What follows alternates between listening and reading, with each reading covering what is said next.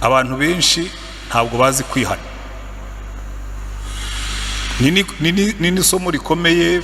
Ubona abantu benshi biraza se aba bantu aba bakristo abantu bakabwira ati twarakijijwe, kandi muri kino gihe bisigaye bigezweho, ni fashion. Ukizwa bigezweho rwose, umuntu arahaguruka amaze utari ko wakijijwe ryari, ati nagiye mu giterane ndahaguruka baransengera. So warahagurutse baragusengera naho byagarukiye, ubwo mbese warakijijwe? Kandi natwe nk'abapastori n'abavuga butumwa turabishimangira. Hari ahantu muri Ezekiyeli Imana ivuga ngo abantu bakoze ibyaha, noneho ikagera ku bahanuzi ikavuga ngo abahanuzi baho ngo babihomesheje ishwagara idakomeye, ngo bakabwira abantu ngo ni amahoro, ngo ni amahoro, kandi nta mahoro ahari. Natwe rero hano dufitemo ikibazo, turaza no kubibona no mu masomo turi bukure mu by'uyu munsi, ariko reka mbanze mbere kuri Yona igice cya 3. Ikintu ubundi twibuka, Yona mu gice cya 3 yaragiye avuga ubutumwa butuzuye.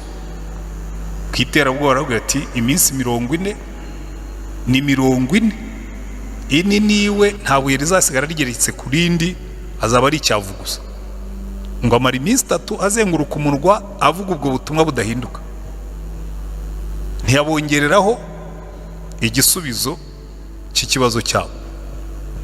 Iyo niyo somo rya mbere rikomeye kuri twebwe abavuga butumwa n'abahanuzi. Zo ni kategori ebyiri zikunze ku abahanuzi. Bamwe baraza, uzajye kuri YouTube uzabibona, kavuga ati uyu mwaka ni inzara n'intambara n'ibyorezo, bakarekeraho.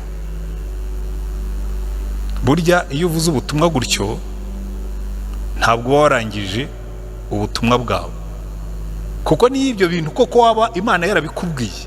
Ntabwo Imana ijya ivuga ngo uyu mwaka ni inzara n'intambara n'ibyorezo.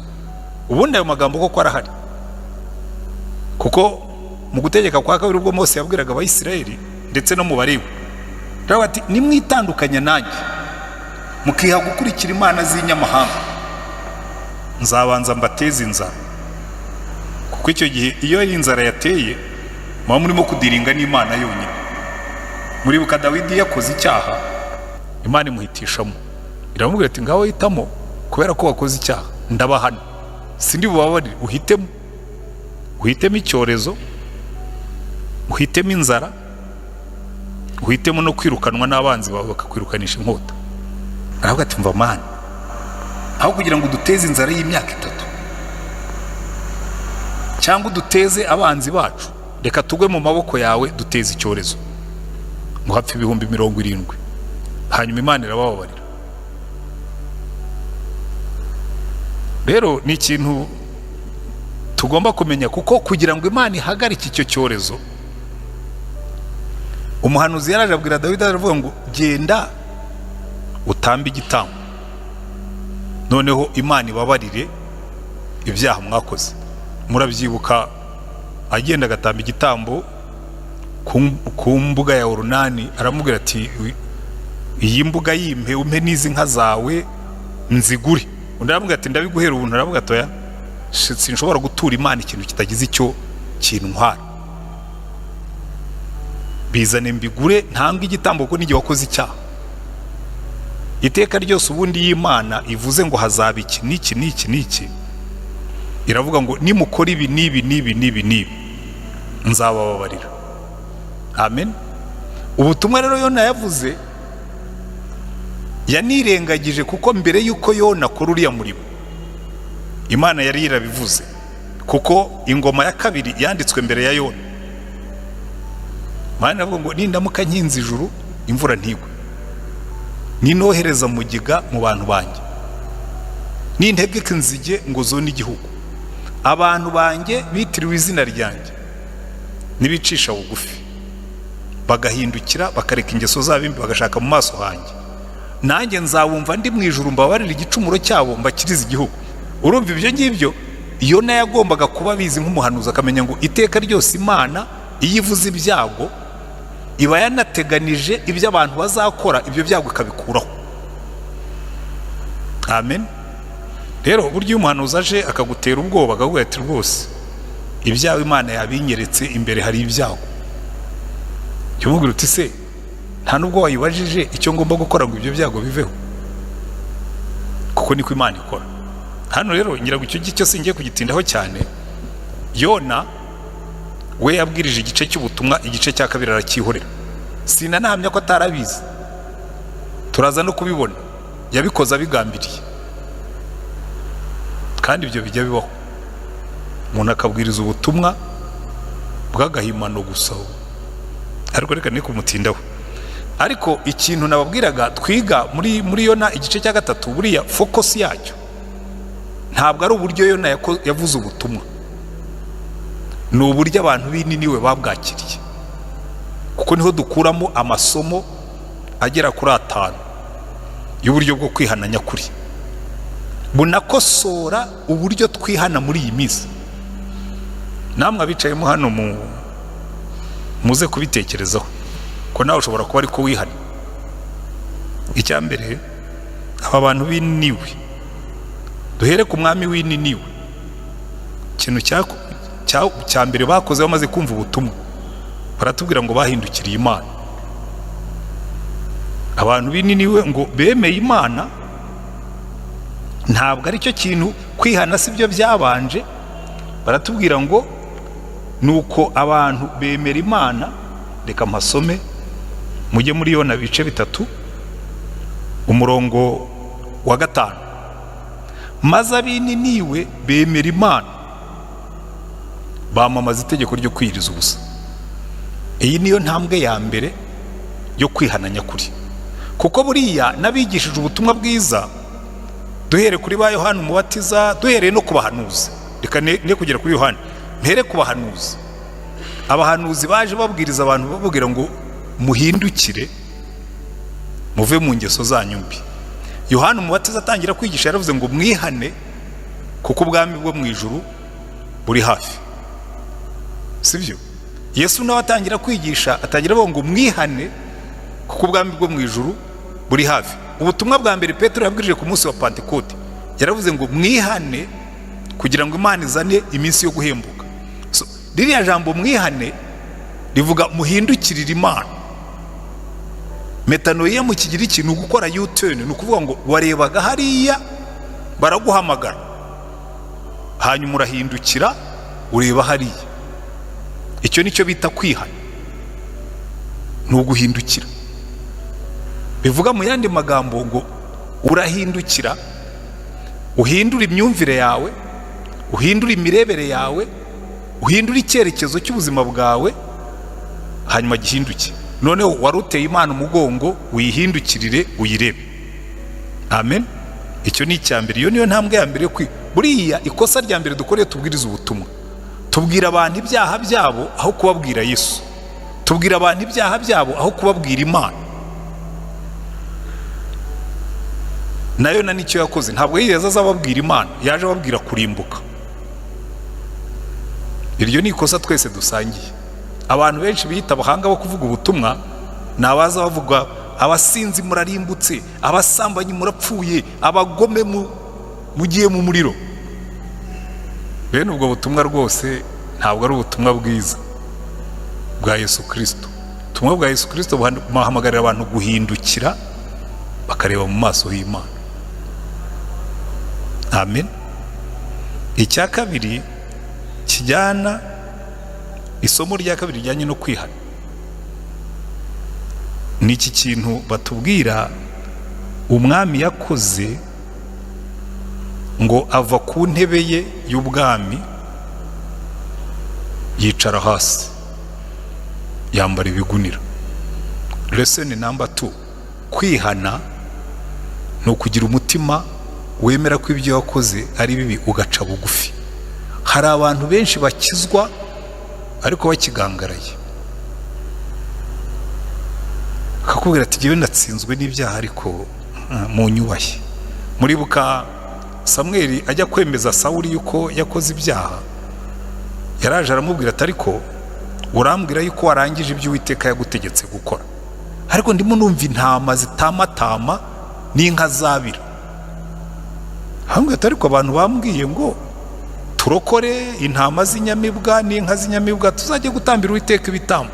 Ariko ati iby'Imana yari yagutumye ni ibiki? Ati rero ubwo wanze kumvira Uwiteka nawe ubwamura bwambuwe. Samweli arahindukira arigendera, undi aramufata aramubwira ngo ya ntabwo uri bungenane, nyubahisha imbere y'abantu, nyubahisha, ntusuzugure, nyubahisha imbere y'abantu. Ariko uyu mwami w'inini wowe yisuzuguje imbere y'abantu. Tekereza kumva umwami ava ku ntebe ye y'ubwami akisiga ivu akambara ibigunira abantu bamureba. Buriya nicyo Dawidi yakoze. Dawidi yakoze icyaha, umuhanuzi Natani aza kumureba amwubashye, abimubwira bari bonyine. Dawidi aravuga ati no, iki cyaha nakoze reka nkishyire public. Agishyira mu ndirimbo, ayishyira abaririmbyi barayiririmba. Haleluya. Hari umwami witwaga Midasi, twamwize muri mythologie Greek. Midasi sinzi icyo yakoreye imana yabo yitwaga Zeus, imana nkuru yabo. Noneho iramubwira iti nsaba icyo ushaka nkiguhe. Yakundaga ibintu, aravuga ati ndagusaba ikintu kimwe gusa, ikintu nzajya nkoraho cyose kijye gihinduka zahabu. Zeus iramureba ngo uri ikigoryi, uri igicucu. Ati icyifuzo cyawe ndakiguhaye. Midasi ataha kabisa yumva anezerewe, aragenda akoze ku ifurusheti ihinduka izahabu. Ese we ntiwanezerwa? Akoze ku isahani ihinduka izahabu, akoze ku itunda rihinduka izahabu, akoze ku kirayi gihinduka izahabu, afashe ukuguru kw'inkoko uhinduka izahabu. Inzara iramwica. Noneho aragenda asubira kwa Zeus nyuma y'iminsi nk'ingahe, aramubwira ati ya mpano yawe igiye kunshyira ikuzimu.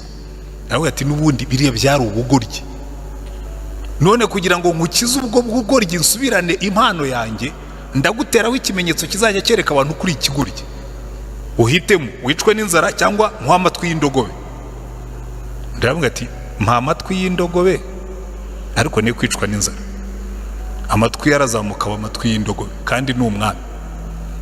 Arabireba ukuntu azajya agenda afite amatwi y'indogobe kandi ari umwami. Noneho adodesha ingofero itwikira amatwi. Ariko ikibazo yagombaga kwiyogoshesha. Noneho rashaka kimyozi we akajya mwogosha nyine. Aravuga ati mva rushaho abantu bazamenya ko mfite amatwi y'indogobe, nzumviye inkuru isirikira mu karubanda, nzaguhamba. Ashyira agatoki kuri ijosi, Nyagasani nkazabivugira ijosi rirakagwa. Ariko burya kurinda ibanga nk'iryo wabonye umwami ufite amatwi y'indogobe akajya agenda akicara mu bantu, ati ariko shaho buriya, ati umwami Midasi, batisize bite bya Midasi, ati buriya ni umwami mwiza, ati ntabwo ushobora kwiyumvisha, ati nta mwami umeze nkawe. Bakumva nyine ari umuntu urimo kwiratira umwami we. Ariko bukeye ibanga rimubana ibanga riramutumba ngiza mu nda, aragenda ahantu acukura umwobo, areba hirya areba hino, abona nta muntu uhari. Avuga ati burya Midasi afite amatwi y'indogobe, arenzaho itaka. Hanyuma aho yabivugiye hazamukamo urubingo. Urubingo rurakura, umuyaga wajya uhuhamo, urubingo rukavuga Midasi afite amatwi y'indogobe, Midasi afite amatwi y'indogobe. Urumva nyine umugaragu ntabwo Midasi yari kumenya ko umugaragu ari wavuze iryo banga mu butaka hakamira urubingo. Ariko iyo story kishaka kwillustratinga, ntushobora guhisha ubugoryi kuko bugera aho ngaho bukajya hagaragara. Rero uyu mwami we yanze kwirarira. Midasi yashatse kwirarira ngo ahishe amatwi y'indogobe, hanyuma urubingo rumushyira ku karubanda. Ariko uyu mwami w'inini we yarahagurutse, yambara ibigunira, yicara mu ivu, aratura. Buriya kwihana kwacu bisaba guca bugufi, ukemera ko wari umunyabyaha. Yewe njya mbona abantu benshi na hano birahaba, nukazana ko pastor ntukavuge ko wahoze uri umunyabyaha. Abaze yo navutse ndi intungane, nari umunyabyaha wakabutinda ahubwo.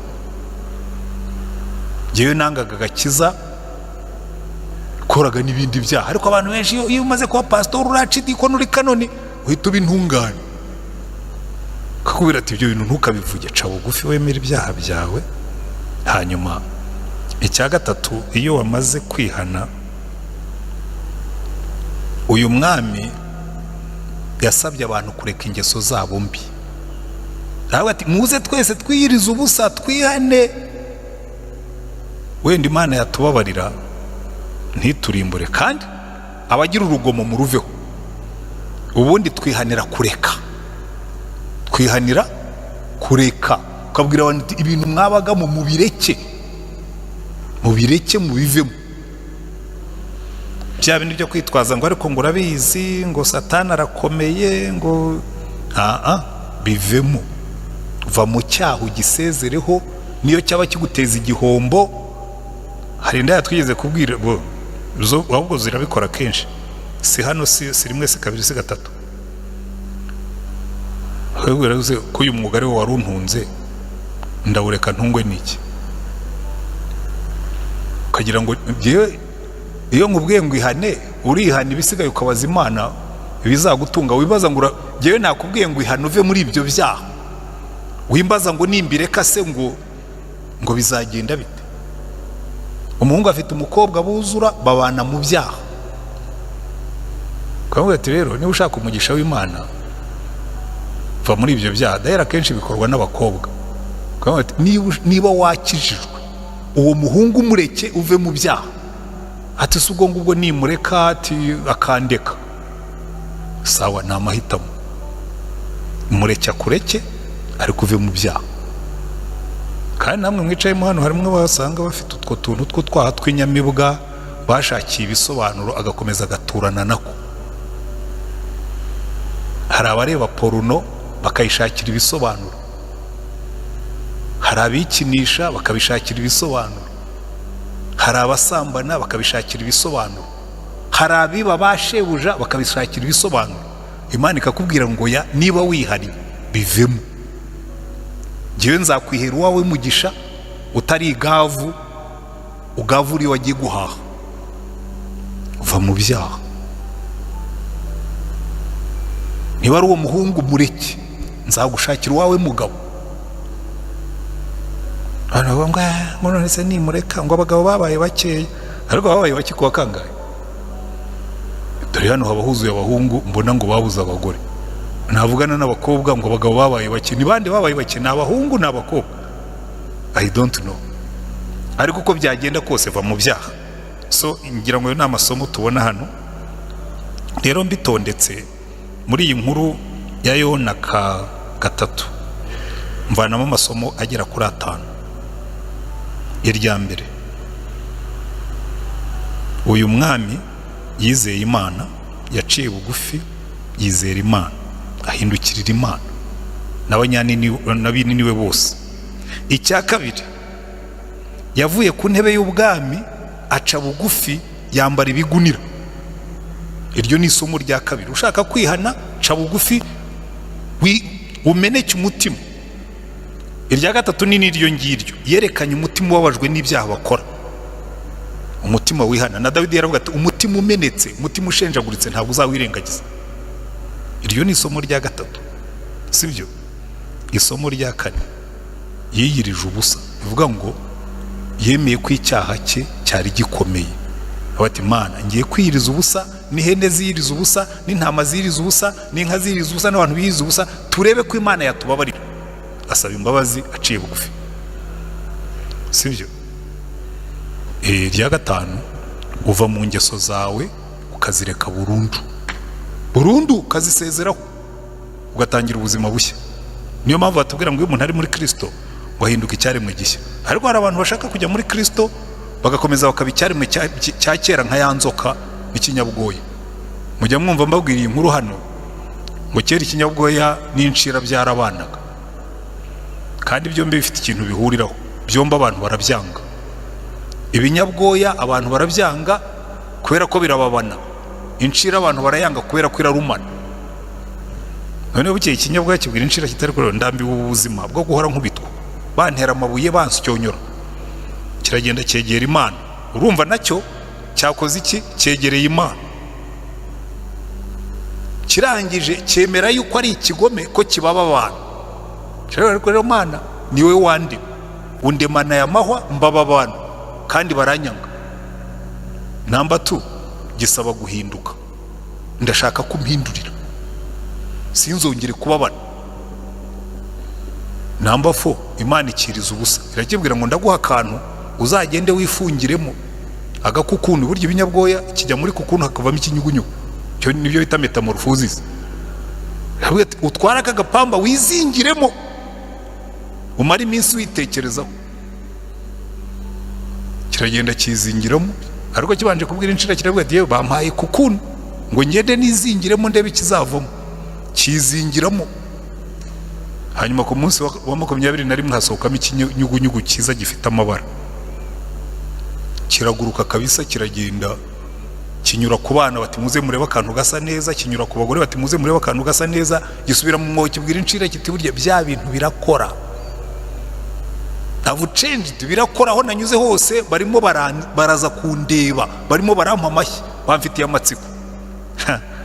Injira kirebera yarashaho uri idiyo, urakagorye. N'inyoni se nazo zagukomeye amashyi. N'inyoni zakubwiye kuri mwiza, tiburi ugomba kujya umenya ubwenge. Abantu benshi rero nicyo gituma batihana, bashaka gukizwa mu bwenge, bakagira utuntu basiga inyuma ho. Hanyuma yaragiye ati ariko burya cyagiye wagendaga ibyo wavuze nanjye nabyumvise, ubu buzima ntabwo ari bwiza. Ariko reka nkwereke, tugomba kuba smart. Genaguza amavuta meza, ukube usigiririze neza, undinganize. Abakunda badamu basigaye babikora, ukabona umudamu washaje ufite iminkanyari, bakamukubita fondasiyo bakaringaniza igishahuro neza neza, wamureba ukagira ngo ni inkumi yaza gukaraba, ukabona ni umukecuru. Barayikubye barayiringaniza neza, irameremeta, irasohoka nyine, iradefira. Igeze iyo umwana ati dore inzoka we, umugore ati dore inzoka, bahurura n'ibibando, bahurura n'amabuye, irazibwira ikinyabwoya iti bari banyishe. Ntabwo atarabashaka nkubwire, nubwo nagusize nkakunogerereza, uragenda nk'inzoka. Umutwe uracyari uw'inzoka, ingendo ni iy'inzoka, isura ni iy'inzoka, ntabwo uri icyaremwe gishya. Rero hari abantu bamwe bisigirije basigaho kadini, ariko bakigenda gutyo. Imana irashaka ngo tube ibyaremwe bishya. Amen. Hanyuma icyavuyemo tugiye kukireba. Icyo gice cya 3 cyarangiye batubwira ngo Imana ibonye imirimo yabo uko bahindukiye bakareka inzira yabo mbi, irigarura, ireka ibyago yari yabageneye ntiyabibateza. That's the way we go. Iyo niyo nzira ducamo. Imana yakureba ikavuga ati uriya muntu yari kabutindi, yari gakushwa, none yari ihari, naramubabariye rwose, ndamushyiraho favor yanjye, uzajya mubona wese ajya avuga ati uriya vraiment, uriya ni kanaka. C'est pas possible. Uriya ni wa wundi twari tuzi, uriya ni wa mugabo wanywaga inzoga agaheza, uriya ni wa muhungu wasambanaga buri munsi, uriya ni wa mukobwa wari wa. Imana ikavuga ngo yes, ni icyaremwe gishya, ikaguha favor, ikaguha umugisha. Amen. Tugere rero kuri Yona igice cya 4, niho tugiye gusoreza iki gitabo cya Yona. Ni gatoya cyane, turagasoma umunota umwe, nawe sinzi kuri bugereho. Hanyuma munsubirize ibibazo bigera kuri 3 cyangwa 4, hanyuma dusoze igitabo cya Yona. Haravuga ngo are you ready? Yona yitwaye ate amaze kubona Imana yababariye abantu b'Ininiwe? So yitwaye ate? Yabifasha ati? Iyo myitwarire y'Imana Yona yayifasha ati? Cyo ni ikibazo cya mbere. Ikibazo cya kabiri, sesengura ikiganiro Yona yagiranye n'Imana, hanyuma ugereranye uko Imana ibonye n'abanyabyaha nuko Yona yababonaga. So urebe ikiganiro cy'Imana na Yona. Hanyuma ikibazo cya gatatu, Imana yakoze iki ngo yigishe Yona? Imana yakoze iki ngo yigishe Yona? Hanyuma ikibazo cya nyuma n'ubundi iteka ryose, ni ayahe masomo twakura muri iki gice? Reka nongere nshimangire icyo kibazo cya nyuma. Kubajya babwiriza ubutumwa twese. Iyi komantere ngiye gukora muyifate kandi mujye muyitaho. Buriya muri Bibiliya hari amagambo 3 iteka ryose muri Bibiliya batubwira tugomba kwitaho. Ijambo rya mbere ni ubwenge, sibyo? Yose uko ari 3 yitwa ubwenge, ariko iyo ushyize mu ndimi z'amahanga habanza icyo twita knowledge. Ubwenge, knowledge ishingira kuri information. So nk'ubu nidusoma Yona igice cya 4 turakuramo information uko Yona yitwaye, uko Imana yamubwiye n'ibyo Imana yakoze. Iyo ni information, sibyo? Iyo ugarukiye aho ngaho, kandi abantu benshi niho bagarukira, iyi Bibiliya abantu benshi barayizi. Ushobora no gutangira inkuru ya Yona akakurusha kuyivuga, ariko ugasanga ntacyo yamwigishije. Kubera iki? Ntabwo byarenze nivo ya information ngo noneho bijye muri understanding, gusobanukirwa. Kandi nabyo ni ubwenge, gusobanukirwa, understanding. Kuvuga ngo ndabanza mbyumve, mbisome, information nyikuremo, nindangiza ngerageze kubyumva bishaka kuvuga iki. Iyo ni understanding. Icya gatatu, intambwe ya gatatu ni ukubishyira mu bikorwa, nibyo bita wisdom, ni ubwenge. So ubwenge bwo mu ijambo ry'Imana bisaba ngo ijambo ry'Imana turyige. Nibyo Dawidi yanditse, cyangwa sinzi bavuga ko Zaburi 119 atari ya Dawidi, abandi bakavuga ko ari ye, abandi bakavuga ko ari ya Ezra, simbizi. Tuzababaza nitugera mu ijuru ko ntibabyanditseho. Umwanditsi wa Zaburi yaravuze ngo nabikiye ijambo ryawe mu mutima wanjye kugira ngo ntagucumuraho.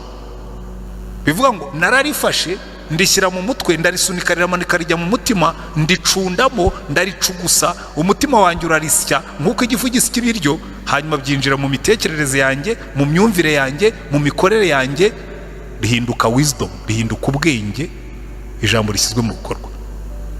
Muzareba ahantu hose Bibiliya ivuga ku ijambo, iravuga ngo hahirwa umuntu utajya mu nama y'ababi, ntahagarare mu nzira y'abanyabyaha, ntiyicarane n'abakobanyi. Iyo myitwarire yayikuye hehe? Ngo ijambo ry'Uwiteka niryo yishimira, ngo ijambo ry'Uwiteka niryo yibwira, meditate ku manywa na nijoro. Ngo uwo nguwo ngo azahwana n'igiti cyatewe ku mugezi, ibibabi byacyo ntibyuma, cyera imbuto zacyo mu gihe cyacyo, ibyo azashaka gukora byose bizamubera byiza. Reka rero iteka ryose nitwiga Bibiliya mujye mutera izo ntambwe 3, sibyo? Ubanze wicara uvuge ngo ariko iri jambo ryinjiye muri jyewe, information ndazifite, ese ryinjiye mu mutima wanjye, nabitekerejeho, numva uburyo bigaruka kuri jyewe, ese nafashe icyemezo cyo kubishyira mu bikorwa, nahindutse. Naho ubundi muzagoma mumere nka ya nzoka usange nyine yegura bizi, unabeshya abantu yuko uri umurokore kubizi, ariko nujya kwitwara witware nk'umupagani. So reka rero tujye kuri Yona ibice 4. Ikibazo cya mbere, imyitwarire ya Yona. Ikibazo cya kabiri, ikiganiro cya Yona n'Imana. Ikibazo cya gatatu, cy'Imana yakoze kugira ngo imukosore, n'amasomo dukuramo. Ready? Muriteguye? Ariko ibyo bibabaza Yona cyane, ararakara. Niba iki bibabaje Yona? Wa murongo wa 10 twasomye. Imana ibonye imirimo yabo uko bahindukiye bakareka inzira zabo mbi, irigarura, ireka ibyago yari yagambiriye kubateza, ntiyabibateza. Ariko ibyo bibabaza Yona cyane, ararakara, asenga Uwiteka ati, umva isengesho mwa, asenga Uwiteka ati, Uwiteka, si icyo navugaga nkiri iwacu? Didn't I tell you? Nicyo cyatumye nshoka mpungira itarushishi, kuko namenye kuri Imana igira ubuntu n'imbabazi, itinda kurakara, ifite kugira neza kwinshi, kandi yibuza kugira nabi. None rero Uwiteka, ndakwinginze unyice, kuko gupfa bindutiye kubaho. Muze kumbwira icyatumye Yona avuga gutya, unyice mveho kuko gupfa bindutiye kubaho. Uwiteka aramubaza ati, ubwo urakaye ukoze neza. Nuko Yona asohoka mu murwa, yicara iruhande rwawo aherekeye iburasirazuba, abariho aca ingando, ayicaramo ari mu gicucu, ategereza kureba uko umurwa uzamera utese ko Imana yarangije kuwubabarira kandi yabikubwiye. Uwiteka Imana itegeka uruyuzi rumeraho Yona yari ari ngo rumutwikire, rumubere igicucu ku mutwe, rumukize umubabaro yari afite. Maze Yona ararunezerwa cyane. Bukeye bwaho Imana itegeka inanda irya urwo ruyuzi, bucya rwarabye. Maze izuba rivuye, Uwiteka ategeka umuyaga wotsa w'iburasirazuba, izuba ryica Yona mu mutwe, bituma yiheba, yisabira gupfa, avuga ati gupfa bindutiye kubaho. Uwiteka aramubaza ati ukoze neza ubwo urakajwe n'uko uruyuzi rwumye? Aramusubiza ati nkoze neza kurakara, ndetse byatuma niyahura. Umugabo yari muri depression ikomeye. Uwiteka aramubaza ati ubabajwe n'uruyuzi utihingiye kandi utamejeje? Uruyuzi rwameze ijuru rimwe mu rindi rukuma. Jyewe se sinari nkwiriye kubabazwa nini niwe, uwo murwa munini urimo abantu agahumbi n'inzovu ebyiri basaga batazi gutandukanya indyo n'imoso, hakabamo n'amatungo menshi. End of the story. Inkuru irangirira ku kibazo. Ntabwo watubwira uko byagenze nyuma yaho. Icyakora turabizi. Buriya abize literature, imyandikire, iyi nkuru irangiye gutya ubuze uko byagenze. Mujya mubona nk'ikinamico ikaba byageze inyuma, bamaze gutahura uwahemutse, bamaze kugira gute, ukumva ikinanda kiravuze ngo iyi kinamico mwagezwagaho n'indamutsa. Batakubwiye ukuntu bamufashe bakamuhana bakamucapa, bakubwira ngo ibyo ngibyo nawe ubyitekerereze. Yona niwe yaranditse iyi nkuru, uko byarangiye nawe urakumva. Ndaza kumva niba mwabyumvise. Hagira uza dusubiriza ikibazo cya mbere kibaza ngo Yona yitwaye ate amaze gutanga ubutumwa? Yabigenje ati? Munzanire ya mikrofone, sinzi aho bayishyize, hanyuma twumve uko abantu basubiza, dusesengure rwose Yona n'imyitwarire ye amaze gutanga ubutumwa.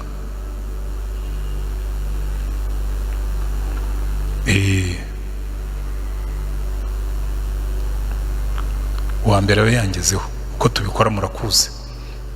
Yona yitwaye ate rwose, hanyuma wenda uhita unasesengura n'ikiganiro yagiranye n'Imana. Oyewe iki gice cya kane ndagikunda cyane. Ngewe ni imagine Yona yicaye arimo kwitotomba abwira Imana, we Imana ubundi nari mbizi wanduhirizaga iki?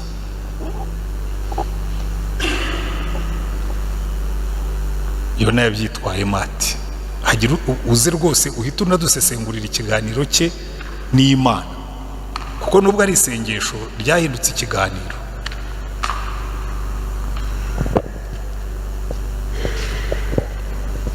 Murakoze.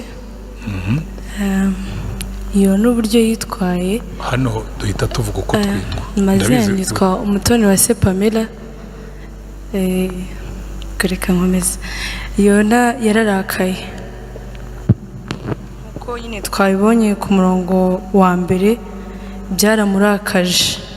Nkeka ko kino kiganiro icyamurakaje vuga ngo n'impamvu yatumye atavuga ubutumwa atavuga nk'uko Imana yaramutumye, yarabanjije kurakara. Yari azi Imana ko igira imbabazi, ari Imana y'inyempuhwe. Amenya ko itari burimbure Ninewi, ahubwo iri busevinga ubuzima bwabo. Ari niyo mpamvu yatumye Yona ahungira i Tarushishi. Uvuga ngo biriya byose abikoraga yaramaze kumenya Imana. Byaramurakaje rero kubera ko yagezeho n'ubundi Imana no kugira ngo imwice yari yahunze ikamurokora. Avuga ngo n'ubundi Imana muri make ahita arakara Imana, uko bya bindi n'ubundi yakekaga ko biri bubeho ibyo byabayeho. Buhagazeho gato nk'umuntu w'umuvugabutumwa, dusesengurire iyi myitwarire ya Yona koko. Umuvugabutumwa yavuze ubutumwa revival i breaking out, umujyi wose urapfuka muri hano. Hari yenye nibaza ariko Mana ko twebwe tutanabirwanya, kuki udakora rwose ngo tubwirize ubutumwa mbone mu rusengero abantu bose barimo kurira, abantu bakakubita hasi bakihana, noneho ukababara.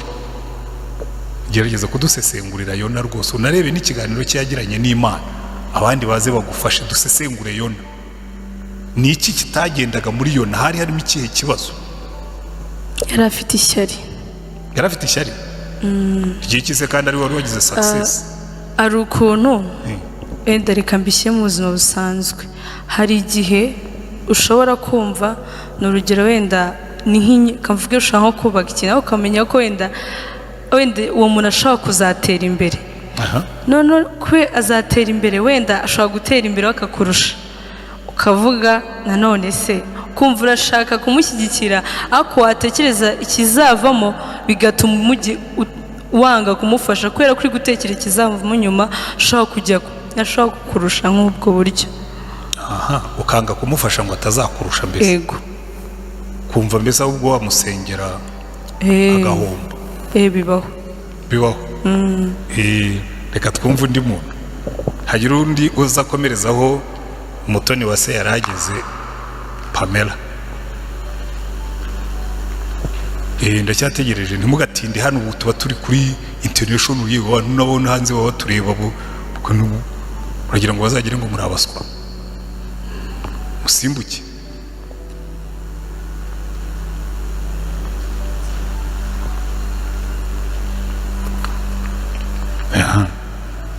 Reka twumve uyu musore wanze twibwire. Murakoze, nitwa Ishimwe Honore. Ishimwe Honore. Ishimwe Honore. Imyitwarire ya Yona nyuma yo kubwiriza Inenewe, ikintu kigaragara, Yona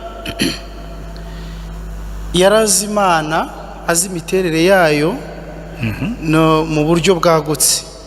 Hanyuma we nubwo Imana yari yaramuhamagaye ngo imukoreshe, ariko ntiyari yarafashe umwanya wo guhinduka kugira ngo afate akamero k'Imana mu buryo Imana ibona ibintu. Hari ahantu Pawulo yavuze ngo dufite gutekereza nk'ukwa Kristo.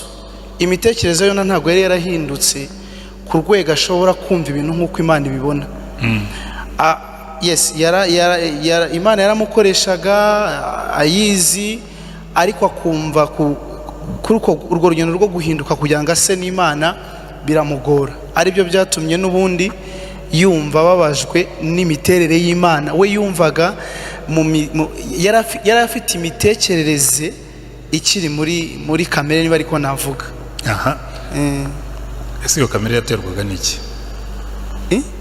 Urumva iyo kamere yaraterwaga n'iki? Nk'uko twasomye imbere n'amateka yari abafiteho ko bari baramubabaje, imiryango yabo barayigiriye nabi, akumva nawe byari bikwiye kuko nabo bakwiye gucirwa urwo rubanza. Imana wenda ikamuhorera, bakaba nabo bamera nk'uko nabo bari barabagenje. Hanyuma yanga kubabarira, niba ariko navuga. Yumvaga atababarira, akumva bakwiye igihano gikwiye ibyo bakoze. Ni nko kuvuga yenda ngo ijisho rihorwe irindi, muri ubwo buryo niko bitekereza. Reka twumve undi ngo turaza kubihuza. Yesu ashimwe. Nitwa Rutabingwa Theogene. Hari umurongo wo mu Bafilipi ibice 2 umurongo wa 5 uvuga ngo mugire wa mutima wari muri Kristo Yesu. Ntekereje kuri iyi nkuru ya Yona, nsanga atari yagahindutse muri we.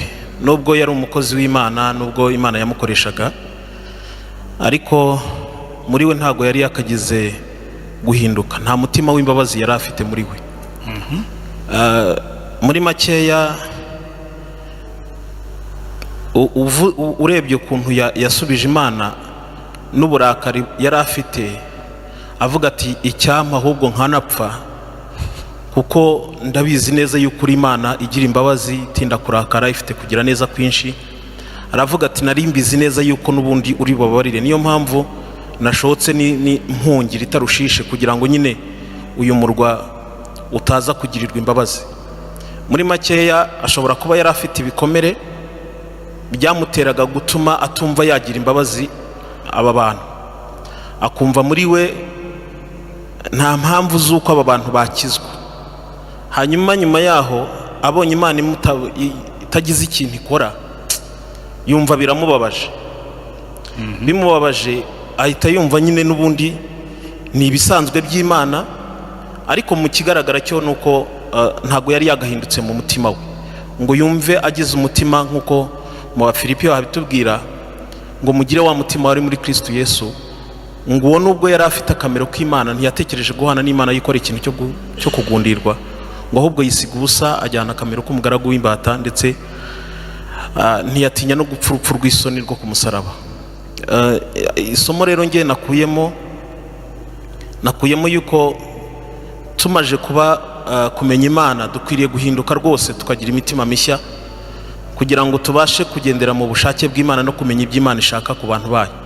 Kuko niba turi abakozi b'Imana tugwiriye guhagarara imbere y'Imana tubabwiriza, tuba tuzi neza yuko wenda niba hari ibintu turimo kubwiriza ngo abantu bahinduke bareke bave mu ngeso zabo mbi, koko ibyo bintu bikwiriye kuba ariko bimeze.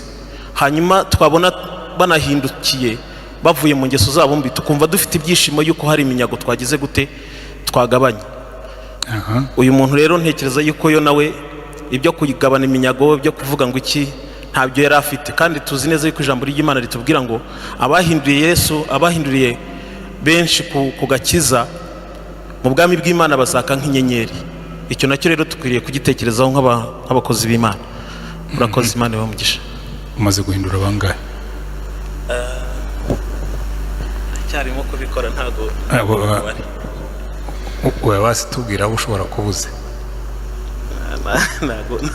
ntago namenye umubare.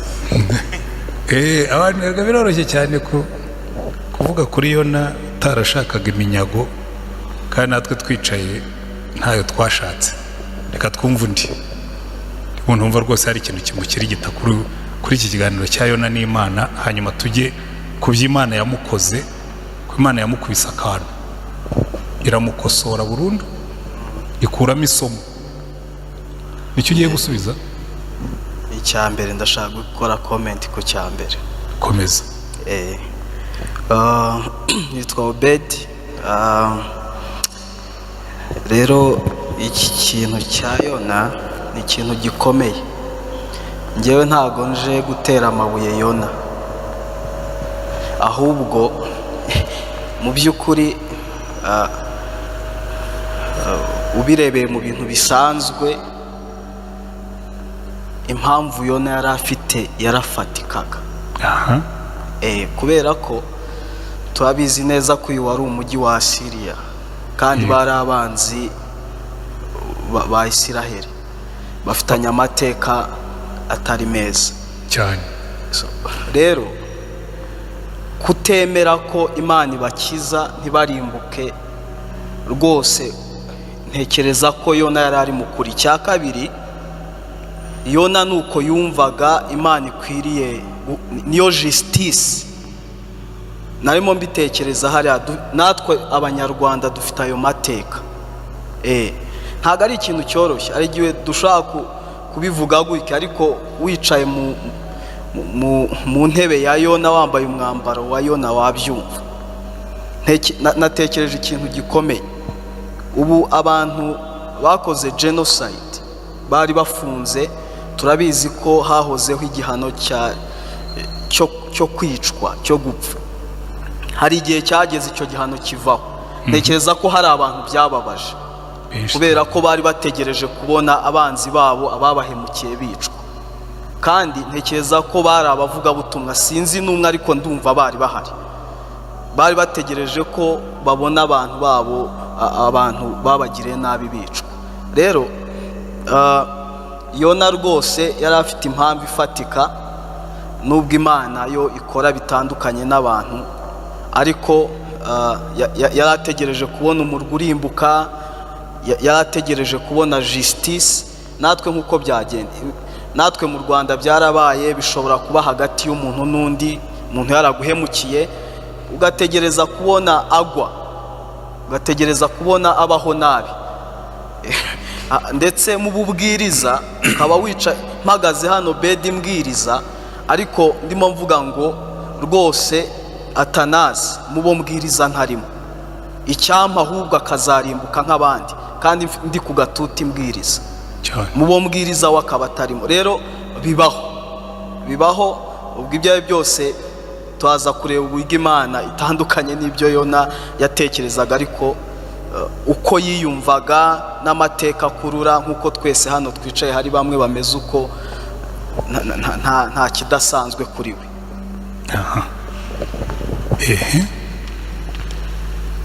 Bitangiye gususuruka. Witwa Nadine cyangwa wahinduye izina? Nitwa Nadine, nanjye nje kuvuga uko nabyumvise. Icya mbere nabonye cyababaje Yona, bwa mbere mu gice ngira ngo kibanza yari yajyanye ubutumwa ariko ntiyabuvuga bwose. We yababwiye ko hasigaye iminsi 40 bakarimbuka, ntiyababwiriza ibyo kwihana. Yumva ko ubwo birangiye nta kundi kuntu bazigera bamenya ko kwihana kubaho, ategereza ko bazarimbuka ubutumwa yavuze bugasohora. Hanyuma rero Imana kuko idukunda igakunda ababi n'abeza, yohereza Mwuka Wera yemeza imitima y'aba banyabyaha barihana. Bamaze kwihana, Yona we yari azi ko yasize arangije ko bagomba kurimbuka kandi babyiteguye. Bamaze kwihana rero Yona biramubabaza cyane. Cya mbere mbona cyamubabaje, yababajwe nuko ibyo yahanuye atari byo bisohoye.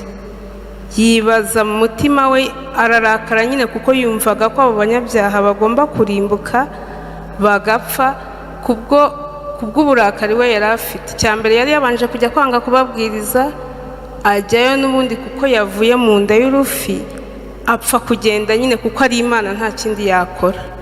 Hanyuma rero abonye bakize biramubabaza, bituma yumva arakariye Imana cyane. Katwumva undi.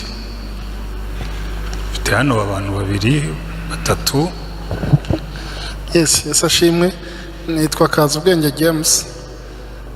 Kanone bya Yona byo birancanga. Yona ajye mubonamo umuntu nkatwe cyane, kubera ko akenshi Imana iravuga ngo bamvugisha iminwa yabo ngo ariko imitima ikamba kure. Yona yo urebye muri cya gice cyabanje cya kabiri, ngira ngo cyane cya mbere, uburyo yatakiye Uwiteka, wavuga uti uyu muntu yarihannye mu by'ukuri, yafashe inzira yo gukomeza kugenera imbere y'Imana uko bikwiye. Ariko yuje ukareba hano Imana yongera kumutuma, yagaragaje cukara y'umuntu uvuga Imana ariko mu mutima atari ko bimeze. Yarahagurutse aragenda, yatakiye Imana muri bya bice bya mbere. Imana yumva. Ni kenshi natwe turi mu bibazo, ndavuga ubwo umuntu nkatwe, iyo turi mu bibazo y'abantu hari n'amasezerano menshi tuvuga, ugahiga imihigo myinshi, wabivamo Imana yakugirira neza, ukavuga uti Imana ibi ndarusimbutse bisigaye. Gendeba nka Yona muri iki gice cya 4 dusomye, yemeye kugenda ariko mu by'ukuri mu mutima ntago yari yarahindutse nyakuri. N'ukuntu yari yaratakiye Imana ikamugirira neza, ntago byamuhaye isomo ngo mu by'ukuri aho mvuye ndeka ngende nk'uko Imana insaba kugenda nkuri byo kumwe. Ikindi cya kabiri mbona kuri Yona, ariko nimunera amabuye, mufata nk'abapasiteri bamwe bashatse nyine amarongo mu gukorera Imana. Uhagarara akabwira akizeza abantu, navuge nyakuri bitanga bambe kuva mu byaha, ahubwo agashaka gukomeza kubwira abantu, kubera njye niko mbyumva. Kuko kera twe tukijya mu byumba no mu nsengero zitandukanye, iyo ugikizwa uba ufite ishyaka n'inyota ryo gushaka imirimo myinshi. Noneho umupasitori imwe mwabanaga agakomeza kuguhanurira, agashaka kugufata amateka kugira ngo utamucika. Noneho uko Imana igenda guhishurira kugira ngo ukure no mu gakiza, wamucika akababara cyane. Ndibuka rimwe umuntu imwe yigeze kumbwira, arambwira ati kandi ati bari abantu ugiyemo n'abapagani, ariko byari uburyo bwo kugira ngo angumane amateka. Nge mbona nka Yona mu by'ukuri nubwo yari yarakiriye Kristo, ariko ntabwo yari yifurizaga bari abantu, yari yarigeze agira igihe cyo kubabarira ngo avuga ati aba bantu uko byagenda uko ariko kose nabaye icyaremwe gishya, reka mbabarire nanjye mbahamagarire kujya imbere y'Imana, bave mu byaha, ahari aho wenda Imana ibababarire nabo bagire.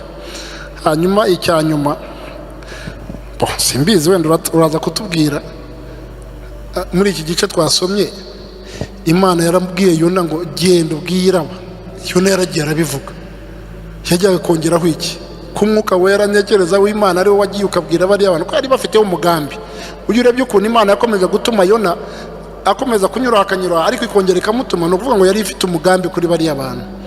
Nk'uwo yaragiye aravuga kandi koko urasoma ngo mu gice cya 3 baravuga ngo wari umurwa munini wasabaga ko agenda iminsi 3, yarayigenze kandi koko avuga ubutumwa kandi avuga iby'Imana yamubwiye ko mu minsi rwose yaragira. Wendaga ngo yongereho iki? Murakoze.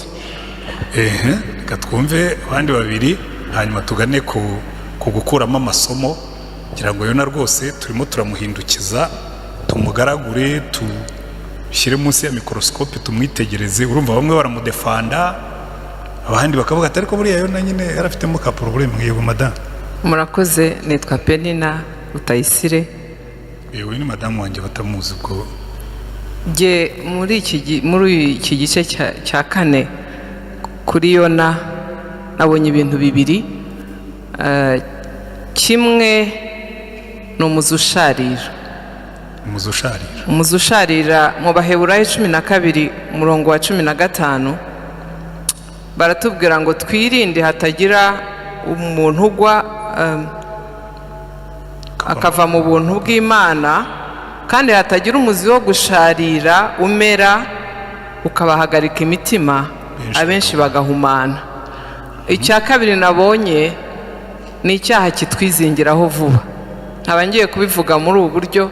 Kuri yo nawe nabonye umuzi usharira, kuko iyo umuntu yaguhemukiye cyane umera uriya muzi usharira, kandi kubabarira bikavuna.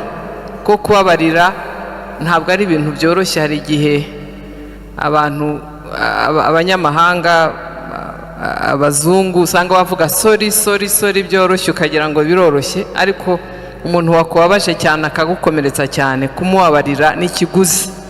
Rero aha yananiwe gutanga icyo kiguzi, umuzi usharira we wari wamubujije. Ngira ngo babivuzeho cyane, sinshaka kubitindaho kubera umwanya.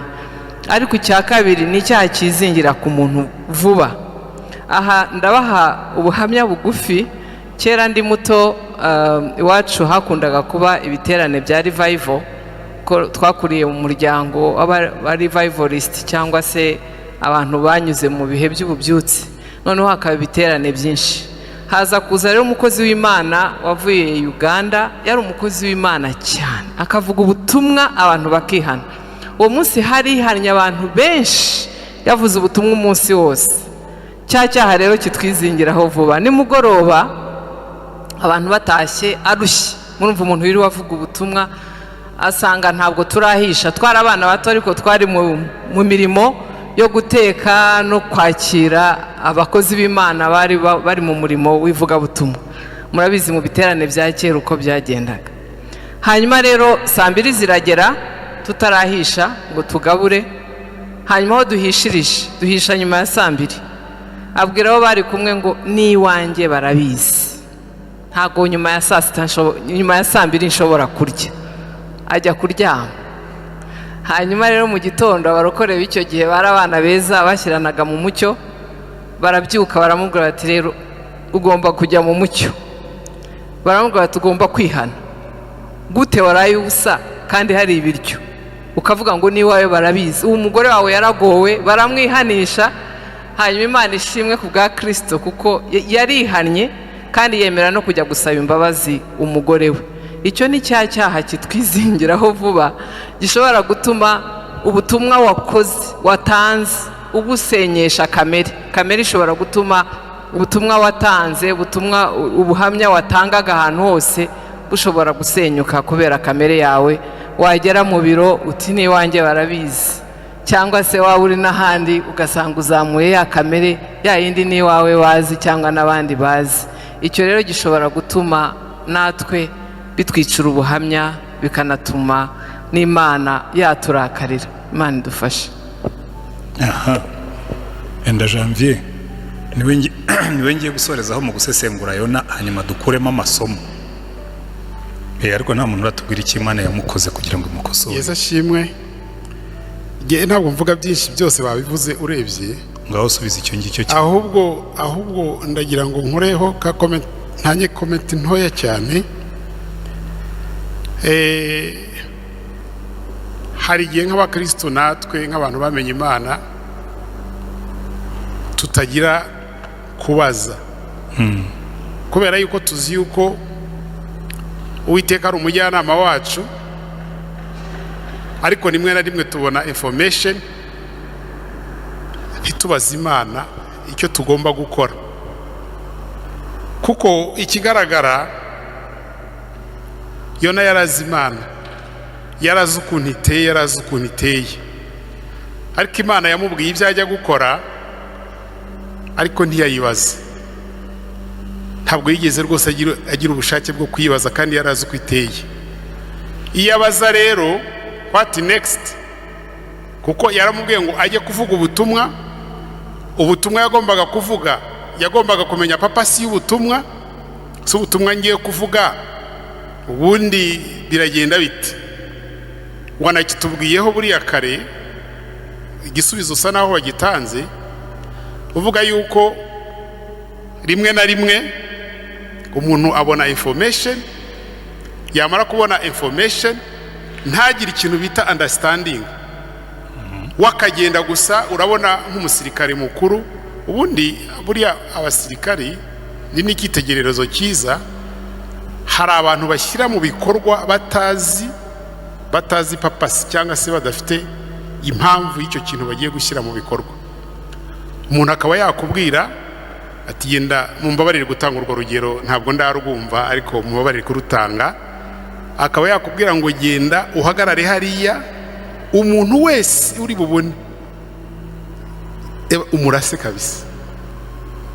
Urimo urabyumva? Umusirikare mutoya we ushobora kumubwira gutyo, yabona nk'umuntu ntavugane nawe, ntagire gutewa agashyira mu bikorwa gusa, ariko hakaba haza umuntu utagombaga kwicwa nawe akagenda muri abo kandi atagombaga kwicwa.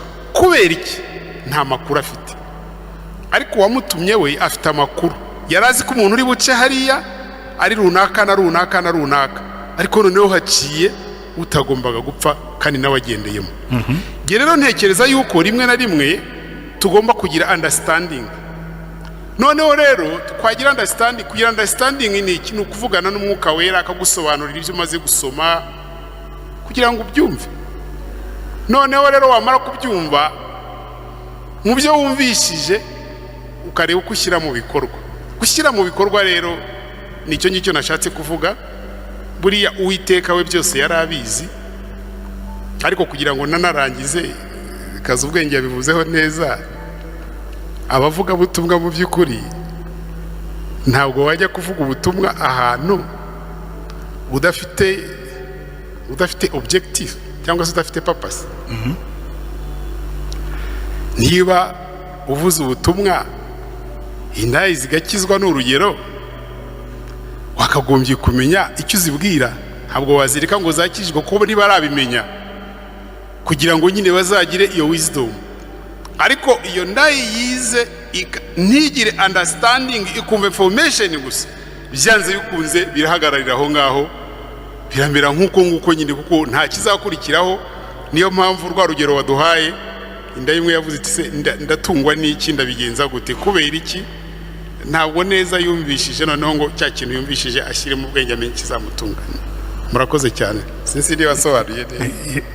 Yego, buri muntu afite opinion kuri ibi bintu. Reka twumve Mike, nizere ko unasubiza na cya kibazo cya nyuma tugakuramo amasomo tukagana ku musozo. Murakoze cyane. Nitwa Mike Mugisha. Ntago ndi bugaruke kuri kiriya kibazo turangije, byose tukigarutseho cyane, ariko wenda akantu gato nagarukaho gato, nubwo ntari mbivuze ariko ndabona mbigarutseho. Mu by'ukuri twabyibajeho no mu cyumweru gishize, wari kwibaza uti Yona wenda ntago yari azi ubutumwa bwo kuvuga, ariko iki gice cya kane kiratwereka ko yari azi neza ubutumwa yagombaga kuvuga. Yasobanuye n'Imana ati nari mbizi kuri Imana rwose igira neza, ifite kugira neza kwinshi, igira imbabazi, itinda kurakara. Mbese yari azi ko navuga ubutumwa burimo kuburira abantu no kubabwira kwihana, byanze bikunze bari kwihana. Ariko icyo nshaka kugarukaho umwanya noneho ni kiriya kiganiro cyangwa se kuriya kuntu imana yamwigishije. Imana iraje aho yicaye ku zuba ihamejeje uruyuzi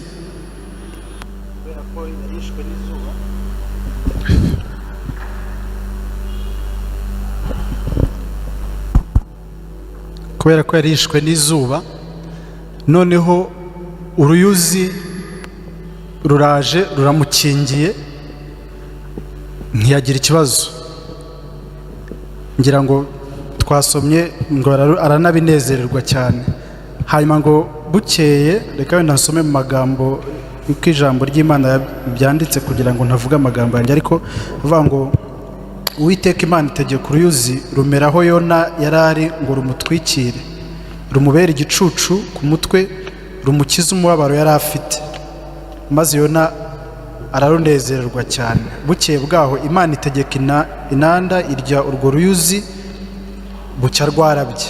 Maze izuba rivuye, Uwiteka ategeka umuyaga wotsa w'iburasirazuba, izuba ryica Yona ku mutwe, bituma yiheba, yisabira gupfa.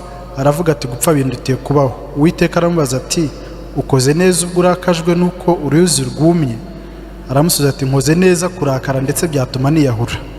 Uwiteka aramubaza ati ubabajwe n'uruyuzi utihingiye kandi utamejeje, uruyuzi rwameze ijoro rimwe ku rindi rukuma. Njye sinari nkwiye kubabazwa n'Ininevo uwo murwa.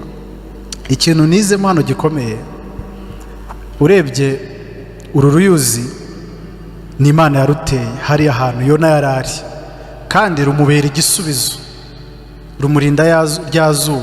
Ariko nanone irongera imwereka ko uru ruyuzi hari ikintu cyarujemo kirarurya, kirarumunga, rurapfa. Icyari igisubizo kuri Yona gihinduka ikibazo, yicwa n'izuba. Nabigereranyije ngira ngo nk'icyo yashaka kumwigisha, bambwira ati aba bantu nateye iruhande rwawe bari kukubera igisubizo, ariko kubera umuzi w'icyaha winjiye muri bo ukabamunga, abari kukubera igisubizo bakubereye ikibazo. None niba wowe ubona uru ruyuzi rwakuberaga igisubizo rupfuye, njyewe how much more ashobora kubabazwa n'abari abantu bishwe n'ibyaha, abari kubera igisubizo kakubera ikibazo. Ikintu gikomeye nizemo, isomo rikomeye nizemo nuko rimwe na rimwe uyu mujinya twavuze n'abandi babivuzeho ushobora guterwa wenda n'uwo muzi wo gusharira n'ibikomere, wongeye ugatekereza ko gukizwa no guhinduka k'uyu muntu uburyo ashobora kuba igisubizo, nubwo atanaguteza ibibazo gusa, nabyo ubwabyo ni igisubizo cy'ibibazo duhura nabyo muri sosiyete, byatubera impamvu ikomeye yo kuvuga ubutumwa. Hanyuma ikindi nizemo nuko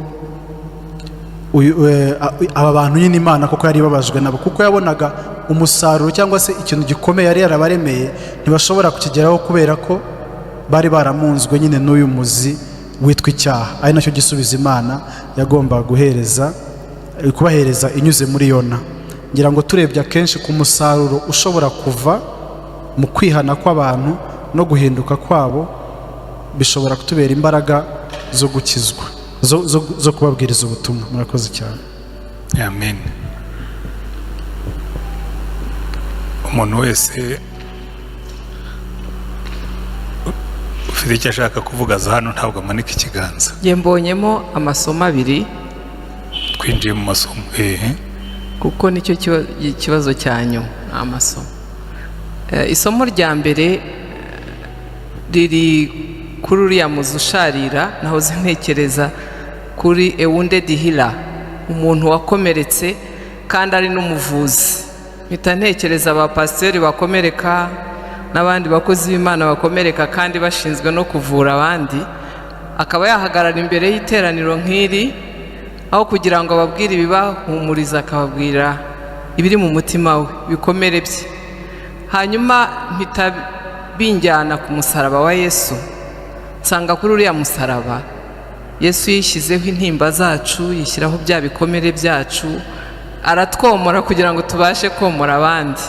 Niyo mpamvu wa muvuzi wakomeretse mbere yo kujya kuvura abandi akwiye kubijyana ku musaraba wa Yesu, akabanza agakira kugira ngo ataza kubapakira bya bikomere bye arimo kubavura. Nibyo Yona yakoze.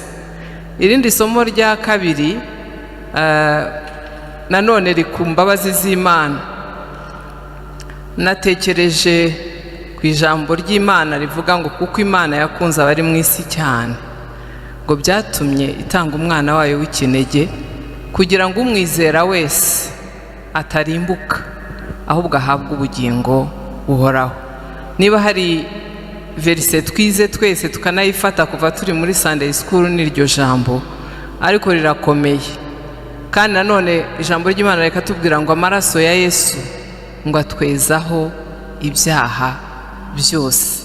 Iryo somo iyo Yona aba yararimenye yari kumenya ko ari Imana, ariko yaranabimenye kuko yaranabivuze, unari nkuzi, yari azi ko ari Imana ibabarira, yari abizi, ariko ibikomere bye ntibyatuma arenga aho ngaho ngo bigere mu mutima amenye ko ya Mana y'inyembabazi iyo umuntu ahindukiye akihana irababarira. Ariko ni isomo ryiza ku muntu waba yumva yihebye, yumva yarakoze ibyaha by'indengakamere, yumva atizeye imbabazi z'Imana, yongere yibuke ko hari Imana itinda kurakara, ifite kugira neza kwinshi, kandi ko amaraso ya Yesu atwezaho ibyaha byose nta na kimwe aretse. Numva ari isomo ryiza ryahumuriza umuntu, nk'uko Imana yababariye ab'ininiwe nawe ishobora kukubabarira. Imana iguhe umugisha. komeza uze kugira ngo abarimwe babiri ndangirizaho, uvuge izina ryawe hanyuma nurangiza tubwire. Murakoze, nitwa Ishimwe. Ishimwe? Ishimwe Ernest. Ishimwe Ernest. Ernest. Njyewe mbere ko mvuga icyo nakuyemo, nahoze nibaza ese Yona yarakijijwe? Kubera iyo umuntu akijijwe, kimwe mu bintu bimuranga nuko nyine adashobora guceceka ino nkuru y'umunezero w'agakiza ka Kristo. Ubwabyo kuba yaramodifyinze message, apana kumodifyinga, kuba ataravuze the main message ko abantu ari abanyabyaha bakwiriye kwihana bakizera bagahindukira Kristo, ahubwo akababwira ko ari abanyabyaha gusa, akamisinga point ko bakwiriye nyine kwizera bakihana bagakora repentance bagahindukira Kristo. Nabyo nyine nabigizeho ikibazo, se Yona yarakijijwe? Ariko ku murongo hano wa kabiri akivuga nyine kuri zino mbaraga z'Imana n'ukuntu Imana itinda kurakara n'iki, naje kubona ko Yona yarakijijwe. Kuko nyine izi main character z'Imana kuko ubwabyo yarazizi, nyine ntago yazimenya ari umupagani. Okay, ntago mbizi neza, ubwo wenda munatubwira. Umupagani uzizi? Ukomeza urangize. Nibajije ese nk'abakristo tuzi ko umuntu wakijijwe, nanjye hari character nibonyeho Yona yari afite. Nk'umuntu wakijijwe tuzi neza ko ntabwo nyine uhita uba hori ngo ube nk'uko Kristo yari ari. Dukizwa umujinya w'Imana, tugatangira urugendo rwo gupfa ku byaha, gukizwa ibyaha.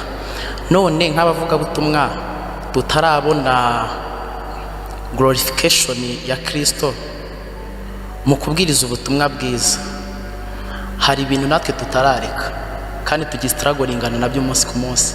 Mu kubwiriza ubutumwa bwiza ninjya kubwira abantu, hari umushuti wanjye umwe yiga muri Europe, mu gihugu kimwe cyo muri Europe, bafite imico iyo bari kudetingana n'umuntu bashobora kubana at the same room, kandi n'abakristo byarabafasha bagakora sex before marriage, kandi tuzi ko icyo ari icyaha.